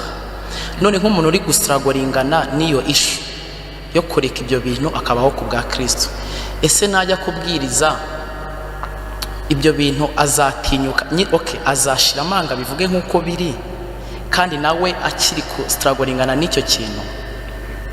Ubwo zaba struggling n'icyo cyangwa ubwo kiba cyaramuganje? Cyaramuganje nibyo birumvikana, ariko nyine ababajwe nabyo. Oya, ntabwo bimubabaje, bimubaza aba yarabivuyemo. Reka ngana ku musozo. Ikibazo mfite umuntu yibereye mu byaha ngo ababajwe nabyo, ababazwa n'iki? Ikibazo mfite nyine kiri main, tuzi neza ko nyine urugendo rwo gusa na Kristo ni urugendo rutoroshye. Dukurikije wenda ino illustration ya Yona, nuko nyine tugomba kuvuga ubutumwa nk'uko buri, ariko nanone tutirengagije ko turacyari mu rugendo rwo kwezwa. Ese kuri bya bindi tutarareka, bya bindi tukiri kurwana nabyo nk'abakristo, ese tuzitwara gute kugira ngo mu kubwiriza ubutumwa bwiza bitazaba inkomyi cyane, ariko nanone dufokasinga kuri the main message ya Great Commission. Murakoze. Reka mbanze musubize mbere yuko Françoise uyu nguyu wewe umanutse. Ikintu cya mbere twabonye mu gice nako twanabonye n'uyu munsi twagisubiyemo cya gatatu, kwihana. Ibyo umaze kuvuga exactly ni exemplification, ni urugero rwiza rw'imico mibi abantu bagira. Habura turumva nyine ati umuco tubamo rero hano, ati umuhungu yakundana n'umukobwa, ati baribanira, ati nyine ni kumuco umeze. Uravuga ngo barimo gustragaringa nabyo, nta cya stragaringa nacyo. Abantu binini we barabanje bemera ko ibyo barimo byari bibi, baca bugufi barabireka. Kwihana ni ukureka, ntabwo ntabya urakubita ugakubita ibyaha bitoya n'ibinini, sibyo? Bajya abanyarwanda bacaga umugani ngo umuntu yakubita imbeba ntubabarira n'izihaka. Urakubita ugakubita imbeba n'ihaka ukayikubita, kuko uba ugomba kuzikuraho zose. Rero ibyaha byo kubibabarira uti ariko twavuga main message, ariko hariya bikakugora kuvuga kuri ibyo ngibyo kandi nawe bibamo already, ubwo buhamya bwawe bwapfuye. Mbere yo kubwira abandi banza nawe uve mu byaha, kuko ni nabyo Paulo yanditse mu Roma, ngo urabwiriza abandi kandi nawe bya bindi ubabwira ukababwira ngo ntukibe, ngo ntugasambane kandi nawe usambana. Ubwo se babyigisha ute nyine? Icyo nicyo kibazo. Reka twumve Françoise nde. Murakoze, nitwa Françoise. Ngewe ubuzima wihanganye banza arangize. Ngewe ubuzima bwa Yona yaciyemo nabugereranya ko atari yaramenye Imana neza. Imana yaramutumye ariko ntiyashaka kugenda wese, no kugira ngo mu gice cya mbere yarabanje arasitiragoringa, abonye bimucanze aremera asaba Imana imbabazi imusohora mu rufi. Ariko ubwa kabiri yongeye kumutuma, bishoboke ko yagiye atagiye, aravuga. Akivuga iby'Imana yamutumye barahinduka, kubera umujinya yari afitiye abantu binenewe arababara. Ubuzima bwa Yona rero twabugeranya n'ubw'umuntu uri mu byaha, ko ngewe murabizi ubuhamya bwanjye nabuciyemo, ariko Imana ntabwo ijya twirengagiza niyo turi mu byaha. Niyo mpamvu nubwo yababaye Uwiteka atamuretse, ikamuremera uruyuzi rukamutwikira, kugira ngo umutima we ibone ko yawusatura akabona kuva mu byaha. Akomeza kwinangira, yishimira umunezero Imana imuhaye. Ni byinshi Imana ijya idukorera tukibagirwa ko nubwo ibudukorera ifite iki dushakaho inyuma, kugira ngo byibuza irebe ko twazahinduka. Iyo ukomeje kwinangira rero niko gushyiramo ka kantu kahise gaca uruyuzi, hanyuma rugahita rwuma, ararakara. Nibwo nkeka ko hari Imana yabajije ati ubabajwe n'uruyuzi utaremye? Muri make ntiyigeze amena umutima we ngo abone ko Imana yamubabariye, yaranze kujya kubwiriza ubwoko bwayo bw'abantu benshi, ariko yo ikuyeho uruyuzi yiremeye, biramubabaje. Rero hari igihe Imana ijya idutwikira turi abanyabyaha, ariko iyo ukomeje iyo utabonye igicucu Imana igutwikiriye irakureka.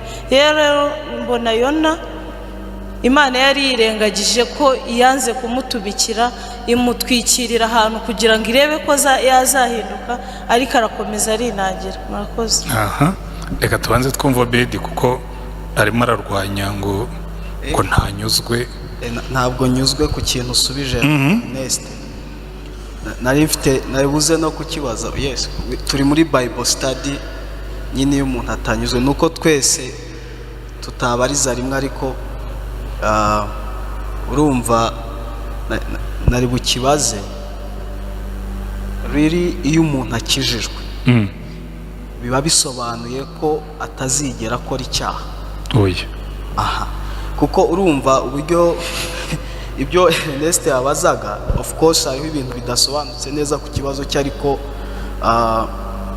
turabizi neza ko iyo umuntu akijijwe aba atangiye urugendo rwo kwezwa. ariko hari inyigisho ivuga ngo nimba ukijijwe nta cyaha uzongera gukora. iyo nayo irahari ariko siyo. Icyo ni kimwe ngira ngo duheho clarification. Icya kabiri, abantu bigisha inyigisho y'ubuyobe yitwa cheap grace, ubuntu busaza, baravuga ngo ubutumwa bwiza bwomereye ku cyo watangira uvuga cyo kwihana. Baravuga ngo wavuze ko ubutumwa bwiza ni Kristo, kubwira abantu Imana, kubwira abantu Kristo, ariko baravuga ngo ubutumwa bwiza si ukubwira abantu ko abanyabyaha bazarimbuka, ahubwo ubutumwa bwiza ni ukubwira abanyabyaha ko nubwo ari abanyabyaha batazarimbuka. Yego, icyo kintu ukiduhurize n'icyo wahereho utubwira. Okay, reka mbiguhurize. N'ubutumwa bwa Yona niko bwari bukoze. Kambanze musubize mbone guha Jackson. Ubutumwa bwiza bwa Yona bwo ntimwavugaga yuko batazarimbuka, bwavugaga ko bazarimbuka, ariko ntibwari bwuzuye. N'ubundi Imana ntishaka ko umunyabyaha arimbuka, na Bibiliya niko ivuga ngo itwihanganira idashaka ko hagira urimbuka. Siko bimeze? Ariko ngo yifuza ko abantu bose bihana bagakizwa. Rero iyo ubwiye abantu ngo Imana ntabwo yifuza ko abantu barimbuka, ntabwo uba wujuje ubutumwa, ahubwo ibahamagarira kwihana. Iyo utababwiye yuko ibahamagarira kwihana, hari icyo ububahishe, nk'uko Yona hano yari yabahishe yuko nibihana iri bubabarire. Ibyo nibyo bita truncated, muri theology bagita reductionism, gufata ubutumwa ukaburiduiza ku kantu gatoya kandi ari bunini. Uretse ko burya reductionism ni nayo twese dukora. Abantu bigisha ubutumwa bwiza bw'agakiza, ntibigisha ubutumwa bwiza bw'ubwami bw'Imana. Ugasanga umuntu yarakijwe akiruka akibugira ko hari principes z'ubwami bw'Imana utamwigishije. Icyo ngicyo rero, iyo cheap grace ni uko ikora, iguha igice gitoya, avuga ati ibyaha byose Yesu yarabirihiriye, ikabagira kukubwira ngo kugira ngo tubivemo. Iyo uvuze ngo ibyaha byose Yesu yarabirihiriye, uba uvuze ukuri, ariko ntabwo kuba kuzuye. Yarabirihiriye kugira ngo tubivemo, ntabwo yabirihiriye kugira ngo turusheho kubikora. Icyo rero nicyo kintu tugomba gusobanukirwa. None icyo wabajije cya mbere ngo uyu muntu yakijijwe ngo nta byaha akora, oya, ni nk'uko umuntu ashobora kubwira ngo uyu muntu afite perimi ngo ntashobora gukora accident urazikora, ariko ntabwo uzikora uzigambiriye. Hano Yona, Imana yaje amubwira ngo Yona, ibyo bintu urimo urumva ari ukuri? Ati gusa inshuro ebyiri, atabwo agiye kuba ntapfuye, iyo ndeka ifi kamira nkaba narapfire mu nda y'urufi byari kundutira kubaho. Imana imeze uruyuzi, akavuga ati wenda buriya yagize depression, reka ameze uruyuzi mutwikire, wenda araba comforted. Amaze kumeza uruyuzi koko Yona morali irazamuka ngo arishima. Imana iravuga ati okay, noneho reka nyireke inandira urye kugira ngo ndebe ko yahindutse. Inandira ukubisa amenyo, Yona noneho arushaho. Bikwereka ngo hari igihe ukora ibyaha Imana ikakuha, ariko iyo ubigize umuco ukabigumamo, uzasome muri Bibiliya abantu bajya mu byaha babigambira iki bavugaho ngo nta kindi kiba gisigaye uretse urubanza. Cyakora hano Yona ubwo yabyanditse buriya nuko yageze aho akihana, akavuga ati koko aya ni amafuti nari nakoze, reka naturira abantu mbabwire ko nari umunyamafuti. Reka twumve Jackson, hanyuma tudrawing amasomo, hanyuma dusoze. Jackson, cya mbere ni isomo nakuyemo, ikindi ni ikibazo ndi bubaze. Ese ko Yona Imana ireba mu mutima kandi ikareba byose, kuki Imana yakomeje gukoresha Yona ntishaka undi ikoresha? Nk'uko Eliya igihe aza avuga iby'abahanuzi, Imana yamubwiye ngo subirayo wimike kanaka na kanaka basigare mu kingo cyawe. Ese kuki yakomeje kwisistinga kuri Yona, kuki itashatse undi? Aho nta somo yendaga kumwigisha, uradusobanuramo neza. Ikindi isomo nakuyemo ni isomo ryo kwikunda. Imana imaze kumbereza uruyuzi ngo yaranezerewe. Kuki yanezerewe? Ni isomo yarikunze. Kuki yanezerewe? Ntiyibaze kuri bariya bagiye kurimbuka agahishyi, wakumva waranezerewe. Ni ukuvuga ngo hari amasomo abantu barikunda kurusha abandi cyane. Bible study bitangiye kuryoha nyine murabibona. Kanone uratubabarira wa mugani wa Obedi, iyo twaje muri Bible study tuba dushaka kurushaho gusobanukirwa. Mu by'ukuri Imana iganira na Yona mbigereranya n'umwuka wera kenshi yatugenderera muri ubu buzima bwa buri munsi, cyane cyane tugahitamo, ariko mu by'ukuri buri mwuka wera uba wakuzaniye icyo ukwiye gukora. Ikibabaje cya Yona, we rwose yabanye n'Imana, yari anayizi, avuga kiriya gice cya 4 uburyo ayizi rwose ayizi, ariko umugabo yarinangiye, arinangira, Imana ikamubaza iki, akongera akavuga ati ahubwo yiba napfaga, ahubwo yiba byagendaga kanone.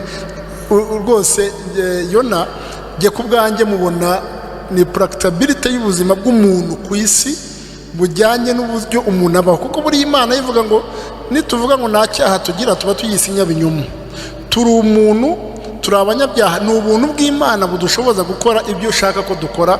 Otherwise Yona uburyo yavuze Imana, uburyo yayitakambiye ari munde, akabona igitangaza cy'Imana, kuba yarongeye nanone akagera hariya pe bikamucanga agasoza. Wenda icyo nari bubaze, bigereranywa nka Adamu igihe Imana yamugendereraga, ije igarutse ije kumubaza aho kugira ngo yihane, ahubwo akomeza gupasinga ikindi kuntuza. Yona nawe aho kugira ngo uko Imana yamubajije 2 3 aho kugira ngo yihane avuga ati Imana mbabarira, kuko yari abizi ko Imana ari inyembabazi, ahubwo yakomeje kuvuga ati yiba napfaga n'ubundi birutwa nuko napfuye. Icyanyuma amaherezo ya Yona byagenze bite? Aha ndaje nkubwire.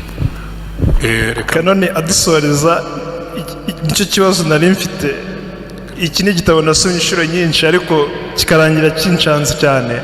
Amaherezo ya Yona narayabuze, kubera iyo urebye mu bice 2 bya mbere bibanza tubona Yona wanga gutumwa, mu bice 2 bikurikira tukabona Yona wemeye gutumwa ariko bikarangira afite amahane n'uburakari bwinshi yisabira gupfa. Murakoze. Okay, biroroshye cyane kubyumva. Reka mbanze nsubize icyo James abajije, ndetse nongereho n'icya Jackson wavuga ati ariko Yona ku Imana yabwiye Eliya ngo nasubize iyo yavuye, agende yimike Elisa mwene Shafati wa Beri Mehora aho muhanuzi mu cyimbo cye, yimike Hazayeli Damasiko, yimike Yehu i Samariya. Banza wibuke ikintu kimwe, na Eliya ntabwo Imana yamuretse, ahubwo yamuhinduriye akazi, ajya atangira amashuri y'abana b'abahanuzi, donc yamwaguriye ministeri. Rero buriya Yona, nanasubirizeho icyo kibazo cya Yona, inkuru ya Yona, hagati buriya Yona abantu ntabwo ubitekereje neza bavuze ngo iyi nkuru ya Yona yarangiye ite. Ubundi iki gitabo cya Yona nicyo bita confession, ni ukwatura. Reka mbibashyirire mu magambo yumvikana iri butume mubyumva. Buriya Yona, tekereza Yona yicaye avuye mu butumwa Ininiwe, abantu bakamubwira ati ariko Yona, ati rero ngo wakoze akantu kabisa, ngo wagiye Ininiwe wakoze hasi, ngo umujyi wose ngo wambara ibigunira n'umwami ubwe.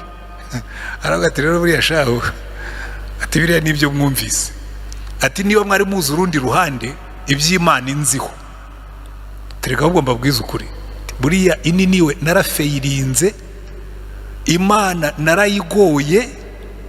Ati cyambere yarambwiye ngo ninjye Niniwe mfata itike nigira itarushishe, ati ngeze mu nzira nteza ibihombo, bagaje zose bazijugunya mu mazi, niyange igenderamo, umuhengeri wanga guhagarara, nsenga Imana irambwira ngo nibakunage mu mazi, ati ndababwira ngo nimunage mu mazi umuhengeri urahagarara. Ati banaga mu mazi ndamanuka ngera mu mizi y'umusozi, ati ikintu kiramira, ati njya mu kintu cy'umwijima nyoberwa icyo ari cyo, nagerageza koga nkumva ndakorakora ibintu, ati nkagira ngo nafashwe mu byatsi, ati ngiye kubona mbona ikintu kirandutse, ati nsanga ni igifi kinini cyari cyamize. Shaburi Imana yacu irakomeye, uzi kumara iminsi 3 mu gifi, ati ntikikurye. Ati ndangije ngi Niniwe, ati noneho ndaskwata burundu, ati ndagenda ndabwiriza abantu b'Ininiwe, ati guhera ku mwami yambara ibigunira n'abaturage bose, ati tuzi ko n'inkoko zabo bazambitse ibigunira, ariko we ati ndangije, ati uburezi bwanjye buranga buragaragara, ati numva sinyuzwe, ati ndagenda nicara munsi y'igiti ntegereza ko Niniwe iza kurimbuka, ati Imana ntiyayirimbura, ati ndemera n'uruyuzi na rw'inandira rurya, ati ndanga ndinangira, ati ndivumbura nk'umwana. Okay, niba mushaka kumenya ko inkuru ya Yona irangira nk'iy'abana bivumbuye bose, iyo birangiye barataha. buriya impamvu tuzi inkuru ya Yona ni uko Yona yabaye onete. Buriya abantu benshi bo babwiye amarorerwa bakora iyo bagiye muri Amerika bakamera nka Yona. Kandi nagiye muri Amerika, reka mbatera imwe, sijye wabikoze ariko byakozwe n'undi muntu kandi sindi buvuge amazina. Umukozi w'Imana arajya muri Amerika wo hano mu Rwanda, baramucumbikiye, twari dufite same friends, ubwo ababimbwiraga bari inshuti ze, bari n'inshuti zanjye. Barambwira ati umuntu yaje hano, aragenda bamushyira muri hoteli. Rero muri Amerika haba ibigeragezo. Aragenda agiye muri hoteli, iyo ufashe telekomande ushobora kureba televiziyo nk'uko ushobora kureba filime. Muri filime rero haba ibyo bita adult movies. Adult movies ni za porno, kandi iyo ugiye kureba izo zo kuri intuza zitari za televiziyo urishyura, babishyira ku cyumba cyawe. Aragiye ni umugoroba, niba ari ukubera kutabimenya, akubise video yirebeye adult movie. Umunsi wa kabiri akubise video, akubise adult movie. Giraho yari narebye nyinshi cyane kuko fagitire yaje iremereye, kandi adult movie mu ijoro rimwe nyine ngira ngo bafagitiraga nk'amadolari 25. Araziriye rwose amafunguro pe, arakubisa adult movie, yamaze icyumweru adult movie, ngira ngo buri mugoroba cyangwa yaraniyongezaga. Hanyuma umunsi wo gutaha bamwakiriye bajya kwishyura fagitire, babona hariho fagitire igera mu madolari 250 ya adult movie. Baravuga ati no, kamembo ntabwo umukozi w'Imana ari we wariye aya mafunguro. Noneho baravuga ati ariko ibi ngibi byo ntimushobora kubihakana kuko it's automatic, nta n'umuntu ushobora kubimanipulatinga. Iyo ukanze button mu cyumba cyawe, automatic mu mashine ihita yandika icyumba cyariye ayo mafunguro, ikohereza fagitire muri computer. So ibi ngibi ni refutable, ntabwo tiwe ayo mafunguro umugenzi wanyu yarayariye ni mwishyure fagitire y'abandi. Ariko amushwa yuko uwo mukozi w'Imana ntashobora gutinyuka ngo atubwire ati shaha nakoze amahano, nagiye muri Amerika ndeba adult movie, fagitire ibyimbye. Buriya Yona yari umukozi w'Imana koko, tunakuremo amasomo. Kuba yaratinyutse akandika inkuru ze z'umukozi w'Imana utarakoze akazi uko yagombaga kugakora, nacyo ni ikimenyetso cyo kwihana kwa Yona. Buriya igitabo cya Yona umuntu ashatse yahindukira akavuga ngo The Confession of Jonah, kuko ni igitabo cya Yona, nta wamwanditseho, niwe wabyanditse, niwe wabahaye report. Uko yumvaga ameze mu nda y'ifi nta wundi wari kubimenya, uko yagiye niwe agaswata nta wundi wari kubimenya. Iyo ataza ngo abivuge, yari kuvuga amasuccess yagiriye niwe, ntabwira abantu uko yatengushye Imana mu butumwa yari yamuhaye. Iri ni naryo somo rikomeye cyane riri muri iki gice. Umukozi w'Imana uri honest, udatinya kuvuga yuko yatengushye Imana akaswata pe. Impamvu rero Jackson wabazaga ngo Imana itamusimbuye, ahubwo yaramwishimiye. Yageze aho ngo harihana, aravuga ati Imana kabisa wakoze gukiza aba bantu, mpakuye isomo ngiye kuribwira bene data.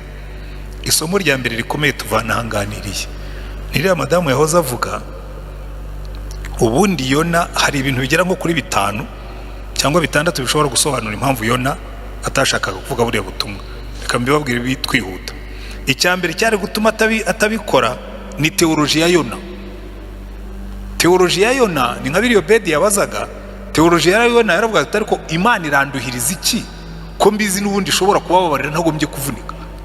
Kuko kuvaho aho yarari Iyopa akagera niwe ni urugendo rurimo kilometero nka 800. Kumva Imana ikubwira ngo ugende ujye muri Ethiopia kubwira abantu baho ngo nibihana. Ese Imana nta n'indogobe mfite, nta n'ingamiya, ngiye kugenda n'amaguru kuri iri zuba, kandi ndabiza at the end of the day n'ubundi urababarira. Wababarira ntagombye kuvunika. Iyi teoloji ya Yona yendaga kumera nk'iya Calvinist. Baravuga ati abantu bose bari predestined, uzarimbuka azarimbuka, uzakizwa azakizwa, kuko ab'Imana izakiza yarabanditse kandi zabashaka. Abo yamenye kera yarabatsindishirije, abo yatsindishirije yarabababariye. Bakavuga ati kuki ugomba kurushya abantu? Buriya abafite teoloji Calvinist ntabwo bakunda ivuga butumwa. Baravuga ati abantu bari predestined, abazarimbuka barahari, bazarimbuka abo ngabo, abazakizwa bazakizwa, niyo utababwiriza bazakizwa. Ariko ntabwo uza abazarimbuka n'abatazarimbuka bagarira yose. Iyo ni teoloji ya Yona, kuko yabwiye Imana ariko ngo Imana nari mbizi n'ubundi ntaragenda. Uvuga yibwiye ngo Uwiteka si cyo navugaga nkiri iwacu, nicyo cyatumye nshoka mungiri itarushishi, ko namenye kuri Imana igira ubuntu n'imbabazi, itinda kurakara, ifite kugira neza kwinshi kandi ibuza kugira nabi. Uranduhiriza iki? Kuko mbizi n'ubundi uzababarira, wababarira utagombye kumva. Icyo cyari kimwe gishobora kuba cyaratumaga Yona adakora umurimo neza. Icya kabiri, mwibuke ko Yona yari umuhanuzi, kandi mu mategeko ya Mose baravuga ngo umuhanuzi nahanura ikintu ntikibe, azaba ari umuhanuzi w'ibinyoma. Erega nubwo bwaba bwari ikibazo, kabati sasa wambwiye ngo mbabwire ko wagiye kurimbuka none ntiwarimbutse, abantu baraza kuvuga ko ndi umuhanuzi w'ibinyoma. You betrayed me. Rimwe na rimwe dukunda inyigisho zacu kuruta uko dukunda abantu, dukunda imihango y'idini yacu kuruta uko dukunda abantu. Icyo ngicyo si ikibazo. Icya gatatu bakivuzeho cyane, buriya Yona yari afite problem. Icya mbere yari umuhanuzi w'ibwami, yari yarahanuriye Yeroboamu mwene Nebati. Yeroboamu wa kabiri, uwo ni uwa mbere. Yeroboamu yari yaramuhanuye, aramuga ati uzatsinda ugarure ubutaka bwacu, kandi koko byari byarabaye. Urumva rero uri umuntu wahanuye akemerwa ibwami, kumva yagiye kubwiriza Duyi ngo akizwe. Bajora kuvuga ati dutekerereza ukuntu wagiye kwa Duyi ukajya kubahanurira, usigaye ukorana n'umwanzi w'igihugu, utatinya ibyo bintu n'indera. Kuko urumva iriya shuri kapitali yabo yari Niniwe, kandi niyo yarimo kumenasa Isirayeli, ni nayo wajyanye mu bunyagano. Bashobora no kuba bari baratangiye kubatera, niyo bajyanye mu bunyagano. Wowe ugiye gufatanya na Duyi, wagiye kumuhanurira, uranamusengera, unamusabira n'umugisha. Erega kera byari ikibazo. Buriya nuko mwebwe mwari abana, nkatwe muri za 90 wari kukumva wazamujwe usengera inkotanyi, bari kugutambikana nka Duyi. Niyo twazisengeraga twajyaga ahantu nka wa wundi wa Midasi, ukajya usengera mu matamatama, batamenye ko wasengeye Duyi. Ariko mwebwe ubu ngubu Yona mujye mumutera amabuye kuko hari ibyo mutazi. Urabona harimo ibintu byinshi burya rimwe na rimwe abantu batazi. Yona iya shuri niyo yendaga kubajyana mu bunyagano, ajye kubaburira abakizwa, agaruka ibwami, kandi urumva yari umuhanuzi w'ibwami. Bamaze dutekerereza ukuntu wagiye kwa Duyi ukabakuraho umujinya w'Imana. Erega burya abantu bakomeretse bavuga nabi. Ndibuka muri 95 tuvuye muri genocide, twajyaga tujya kubwiriza muri gereza. Ndibuka umuntu wigeze kunyicaza ngo ariko se we wahamutse muri negative, ziriya ntera hamura zibwiriza zikizwe, waziretse nibura zikazajya mu muriro, nazo zikagira akababaro k'iteka nk'uko zaduteye akababaro mu buzima. Ariko ibyo nyibyo ugomba kubyumva ko ni umutima ukomeretse. Umutima ukomeretse ntabwo ubwiriza abawukomerekeje, kereka uwa Yesu. Niwe wagiye ku musaraba, areba abantu bamubambyeho, arabitegereza avuga ngo data ubabarire ko ntazi ibyo bakora. Barangiza Bibiliya ikatubwira ngo mugire wa mutima wari muri Kristo Yesu. Amen. Ibi rero ni amasomo akomeye cyane twagombye kwigira kuri Yona. Ariko icyanyuma ndangirizaho isomo rikomeye, ari na Imana yamubwiye ati ariko Yona ureba nabi. Bariya abantu ntibazi gutandukanya icyiza n'ikibi.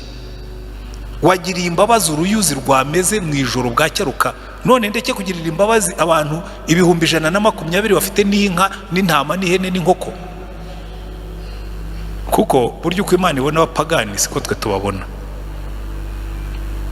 Bibiliya tubwira ngo twari dupfuye tuzize ibicumuro byacu, uko niko Imana ibona ko bariya abantu murababwira ahubwo barapfuye mu mitima. Ahandi kavuga ngo bariya abantu ubona ngo ni abantu Satani yahumye amaso ngo batamurikirwa n'umucyo ubutumwa bwiza. Ahandi katubwira ngo aba bantu tugomba kuba twaza ubugwaneza, niko Paulo yandikiye Timoteyo, ngo kubera ko ni abantu Satani yafashe mpiri ngo abashyira mu mutego, arangije arabasindisha. Tugomba gutwara neza. Imana ibwira Yona ngo hindura imitekerereze, uhindura imyumvire.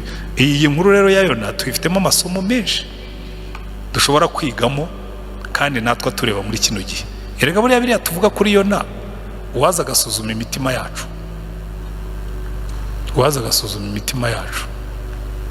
ukaabwira abantu utari ko mureke tujye twigira hariya muri koridoro twirirwe tuganira n'indaya tuzibwira ubutumwa. Ndakubwiza ukuri kandi ibyo mvuga mbifitiye gihamya. Kera hari abakobwa twakuye muri koridoro, sinzi niba twaranabakuyeyo, ariko n'ubundi baracyaza hano. Abantu bamwe ati pastor utangiye kwikuba kuri aba bakobwa, uragiye tu, imyuka yabo irakujyaho, ejo tuzakubona nawe bagutambikanye bakujyanye muri koridoro. Umwuka bariho niwo undimo utarusha uwaba imbaraga, abapagani ninde uzababwiriza? Ni bangahe muri twebwe badatekereza gutyo? Yona baramufashe bamwohereje mu mujyi w'abapagani b'abanyarugomo, ndetse ninde utagira ubwo bamwoherejeyo? Ariko aho ndimo kubaganisha, murabizi uyu mwaka turashoje. Uyu mwaka twawise umwaka wa harvest, umwaka wo kubwiriza ubutumwa. Ubu turimo turabategura, tugomba urusengero turimo, mwarabyumvise, turimo turatangaza yuko tugiye kurutunganya, ibya construction bikaba birangiye. Bivuga ngo ikigega kikaba kiruzuye, hagasigara kucyuzuzamo ibisarurwa. Haleluya. Tukavuga ubutumwa tutameze nka Yona, tukavuga ubutumwa bwuzuye bwa Yesu Kristo wapfiriye abanyabyaha akabazukira, tukavuga ubutumwa mu mbaraga z'umwuka tugamije guhindura ubuzima bw'abantu, tukavuga ubutumwa buri muntu wese akabyara undi muntu. Buriya niyo ntego y'aya masomo, kugira ngo tubanze tuve mu mutima wa Yona twinjire mu mutima wa Yesu. Amen. Ahubwo buri muntu wese turangiza iri somo, ndashaka kuha devoir kuri uyu mugoroba. Tekereza nibura abantu 3 badakijijwe kandi uzi. Abantu 3 badakijijwe bashobora kuba ari abantu b'abavandimwe, bashobora kuba ari abantu b'abaturanyi, bashobora kuba ari abantu b'abakolege mukorana akazi. Abantu 3 badakijijwe.